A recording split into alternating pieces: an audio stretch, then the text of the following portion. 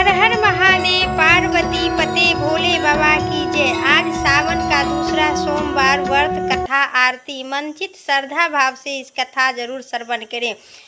आज सोमवार के दिन भगवान शिव को कृपा पाने के लिए सावन सोमवार व्रत कथा काफ़ी विशेष महत्व है। इसी व्रत को शिवलिंग का अभिषेक जरूर करना चाहिए। साथ ही व्रत की शिव भगवान का विधिवत पूजा करें, पूजा का पालन करें। कथा भी जरूर सुननी चाहिए। सावन सोमवार व्रत कथा कुछ इसी प्रकार है। एक समय की बात है, एक किसी नगर में साहूकार रहा करते थे। उनके घर में धन का कोई कमी नहीं था, लेकिन पुत्र की प्राप्ति के लिए प्रत्येक सोमवार को व्रत करते थे, कथा सुनते थे और श्रद्धा के साथ माता पार्वती शिव भगवान के पूजा करते थे। इसी प्रकार है। तो आज सावन सोमवार की कथा जरूर सुने। श्रद्धा भाव मंचित से पूरा कथा जरूर श्रवण करें और कमेंट बॉक्स में माता पार्वती भोले बाबा की जय जरूर लिखे। बोलिए हर हर महादेव। किसी नगर में एक साहूकार रहा करते थे। उनके घर में धन का कोई कमी नहीं था, केवल उन्हें एक ही दुख था कि उनके कोई पुत्र नहीं था। वह रात दिन यही चिंता में रहा करता था कि वह पुत्र पाने की कामना में प्रत्येक सोमवार को भगवान शिव की व्रत किया करता था और संध्या काल में शिव मंदिर जाकर भगवान शिव जी के सामने दीपक जलाया करता था। उनके द्वारा भक्ति भाव देखकर एक दिन माता पार्वती जी ने भगवान शिव से कहे, प्रभु, यह साहूकार आपका आनंद भक्त है और सतदेव आपका व्रत पूजा श्रद्धापूर्वक करता है। आपको इसकी मनोकामना पूर्ण करनी चाहिए। इस बात पर भगवान शिव न कहे। माता पार्वती की बात सुनकर भगवान शिव कहते हैं, हे पार्वती, यह संसार में कर्म क्षेत्र है।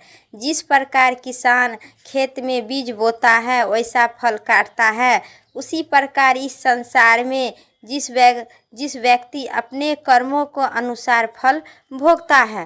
तब माता पार्वती ने अत्यधिक आग्रह के साथ कहे, प्रभु, यह साहूकार आपका आनंद भक्त है और यदि कोई इसे दुख है तो उस दुख को आपको अवश्य ही दूर करना चाहिए, क्योंकि आपको सतदेव आपको भक्ति भाव करते हैं और आप भक्तों पर दयालु रहकर उनके दुखों को दूर करते हैं।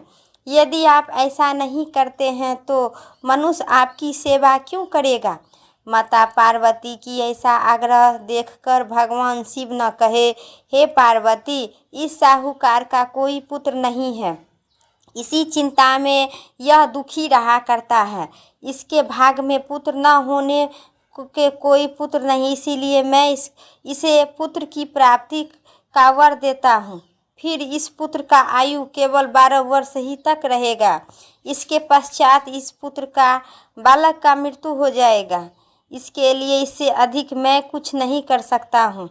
यह सारा बात वार्तालाप साहूकार सुन रहा था। इससे उसे न तो कोई प्रसन्नता हुई और न कोई दुख हुआ। वह पहले की तरह भगवान शिव और माता पार्वती की पूजा किया करता था। उसी समय बीतते पर साहूकार की पत्नी गर्भवती हुई और 10वें महीने में उसे एक अति सुंदर पुत्र की प्राप्ति हुआ। साहूकार के घर में खुशी मनाई गई। साहूकार ने निर्धन तथा ब्राह्मणों को अन्न दान वस्त्र और बहुत सा आभूषण दान किया।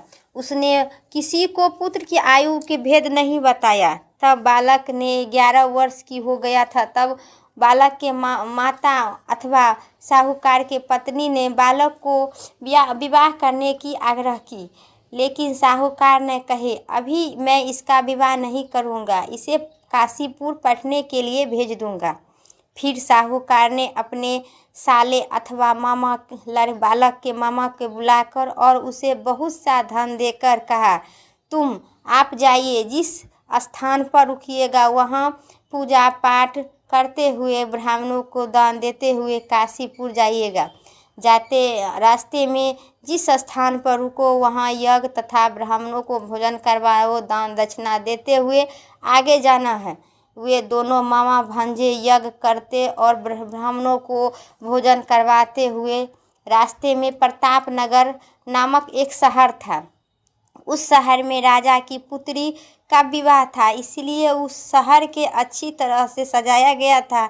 दूसरे राजा का लड़का जो राजकुमारी के विवाह के लिए बारात लेकर आया, वह एक आंख से कन्हा था। उनका पिता इस बात पर बहुत ही चिंता था कि कहीं वर को देखकर कन्या का माता पिता ने इनकार न कर दे। इसलिए साहूकार के अति सुंदर बेटे को देखकर उसने मन में विचार किया कि क्यों न दरवाजे के सामने इसी लड़के के वर बनाकर ले जाया जाए। ऐसा विचार करके वर के पिता ने उसके लड़के और लड़के के मामा से बात की तो दोनों तैयार हो गए। फिर उस लड़के को दूल्हे के कपड़ा पहनाकर तथा घोड़ी पर चढ़ाकर दरवाजा पर ले गया और सारा कार्य संपन्न हो गया और पूरा हो गया। फिर वर के पिता ने सोचा कि विवाह कार्य भी इसी लड़के के से करा दिया जाए, तो ऐसा सोचकर उसने लड़के और उनके मामा को कहा, यदि आप फेरे और कन्यादान को काम को भी पूरा करा दे तो आपकी बड़ी ही कृपा होगी। उन्होंने स्वीकार कर लिया और कहा, विवाह भी अच्छी तरह से संपन्न हो गया। परंतु जाते समय लड़के ने राजकुमारी के चुंदरी के पल्ले पर लिखा दिया कि तुम्हारा विवाह तो मेरे साथ हुआ है, लेकिन जिस राजकुमार के साथ आपको भेजा जाएगा वह एक आंख से कन्हा है। मैं काशीपुर पढ़ने जा रही हूँ। लड़के के जाने के बाद उस राजकुमारी ने जब अपनी चुंदरी के पल्ला देखा तो पाया उस राजकुमार के लिखा हुआ। राजकुमार ने के साथ जाने से इनकार कर दी और कहा कि मेरा पति ये नहीं है, मेरा विवाह इसके साथ नहीं हुआ है। मेरा पति तो काशीपुर पढ़ने गए हैं। राजकुमारी के माता पिता ने अपनी पुत्री को विदा नहीं किया और सारा बारात खाली हाथ लौट गया।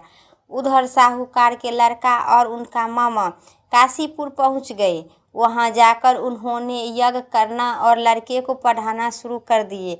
जब लड़के की आयु 12 वर्ष की हो गई तो उनकी मृत्यु का सामने आ गया दिन। लड़के के मामा को इस बात पर कुछ भी पता नहीं था। उसी दिन उन्होंने यज्ञ का आयोजन किए और वह किया था। लड़के ने अपने मामा से कहा, मामा जी आज मेरी तबीयत कुछ ठीक नहीं लग रही है। मामा ने कहा, अंदर जाकर लेट जाओ। लड़का अंदर जाकर लेट गया और थोड़ी देर में उसको प्राण निकल गया। यज्ञ के बीच में जब मामा आकर देखा तो वह मृत अवस्था में पड़ा था। उसे मामा को तो बहुत ही दुख हुआ। उन्होंने यज्ञ का कार्य अधूरा रह जाने के डर से किसी को कुछ नहीं कहे और संयम रखे। फिर यज्ञ का कार्य संपन्न करके ब्राह्मणों को दान दक्षिणा देकर ब्राह्मण को चल जाने के बाद उन्होंने रोना पीटना आरंभ कर दिए। संयोग से उसी समय शिव और माता पार्वती उधर से जा रहे थे। जब उन्होंने जोर जोर से रोने की आवाज़ सुनी तो माता पार्वती ने भगवान शिव से कहे, प्रभु कोई दुखिया रो रहा है, उसके कष्ट को आप दूर कर दीजिए। तब शिव माता पार्वती उनके सामने आकर देखा तो वह लड़का मृत अवस्था में पड़ा था। माता पार्वती जी ने बोली, प्रभु यह तो ज्वालापुर के साहूकार के लड़का है जो आपके वरदान से उत्पन्न हुआ था। शिव जी ने बोले, हाँ पार्वती, इसकी आयु इतना ही थी, आयु पूरी हो जाने के कारण यह मर गया है। तब माता पार्वती ने कहे, हे प्रभु आप इस बालक की आयु बढ़ा दीजिए, नहीं तो इनके माता पिता तड़प तड़प कर मर जाएंगे। माता पार्वती के बार बार आग्रह करने पर भगवान शिव ने उनका जीवित कर दिए और शिव की कृपा से लड़का ओम नमः शिवाय कहते हुए उठकर बैठ गया। भगवान शिव और माता पार्वती फिर कैलाश पर्वत पर चले गए। तब वहाँ लड़का और उनका मामा उसी प्रकार यज्ञ करते तथा ब्राह्मणों को भोजन करवाते हुए अपने घर की ओर लौट गए। रास्ते में प्रताप नगर पहुँचा और वहाँ आकर उन्होंने यज्ञ का आयोजन किए। तब वहाँ से राजा उधर से गुजर रहे थे। उन्होंने उस लड़का को तुरंत ही पहचान लिए और अपने महल ले जाकर उन दोनों को बहुत ही आदर सत्कार किए। साथ ही बहुत सा धन आभूषण और वस्त्र देकर उन्होंने राजकुमारी के साथ विदा कर दिए। जब वे अपने शहर के निकट पहुंचा तो मामा ने कहा कि मैं पहले तुम्हारे घर जाकर सूचना दे आता हूँ। जब उस लड़के के मामा घर पहुंचा तो साहूकार और उनकी पत्नी घर के छत पर बैठी हुई थी, नीचे नहीं आ रही थी। उन्होंने प्रण लिया था कि यदि हमारा पुत्र सकुशल नहीं लौट आएगा तब हमें यहीं से नीचे कूदकर अपना प्राण त्याग देंगे। इतना ही में उसके मामे ने आकर बताए कि आपका पुत्र सकुशल वापस आ गया है। उन्होंने विश्वास भी नहीं किए। तब मामा ने शपथ पूर्वक कहा कि आपका पुत्र अपनी स्त्री के साथ आ गया है। तो सेठ और अपनी पत्नी और सगर संबंधियों के साथ नगर द्वार पर आके खड़े हो गए और आनंद के साथ उनका आदर सत्कार करके उनके अपने घर ले गए। वे बड़ी ही प्रसन्नता के साथ रहने लगे। इसी प्रकार जो व्यक्ति सोमवार का व्रत करते हैं, भगवान शंकर, माता पार्वती की पूजा करता है अथवा इस कथा को पढ़ता है एवं सुनता है, उनके सारे दुख दूर होते हैं और उनकी समस्त मनोकामना पूर्ण होती है। बोलिए माता पार्वती भोले बाबा की। ओम जय शिव ओमकारा, हर भव जय शिव ओमकारा। ब्रह्मा विष्णु सदा शिव, ब्रह्मा विष्णु सदा शिव, अर्धांगी धारा। जय शिव ओमकारा, एकानंदी चतुरानंदी पंचानंदी राज हो बाबा पंचानंदी राज। हंसासनि गरुड़ासनि विषवाहनि छाजे। जय शिव ओमकारा। दो भुजी चारि चतुर्भुज, दस भुजी अति शोभे हो बाबा दस भुजी अति शोभे। त्रिभुवन रूप निरखता, त्रिभुवन जनि मोहे। जय शिव ओमकारा। अक्षिमाला वर्णमाला मुंडमाला धारी हो बाबा मुंडमाला धारी। चंदन निगमग शोभे भोले शुभिकारी। जय शिव ओमकारा। श्वेतांबरी पीतांबरी बाघंबरी अंगे हो बाबा बाघंबरी अंगे। सनिकाधिक ब्रह्मादिक भूतादिक संघे। जय शिव ओमकारा। करके मधि कमंडल चक्र त्रिशूल धरिता हो बाबा चक्र त्रिशूल धरिता। जग करता जग हरिता, जग साहस्य करता। जय शिव ओमकारा। ब्रह्मा विष्णु सदा शिव, जानती अभी के खा हो बाबा जानती अभिवेखा।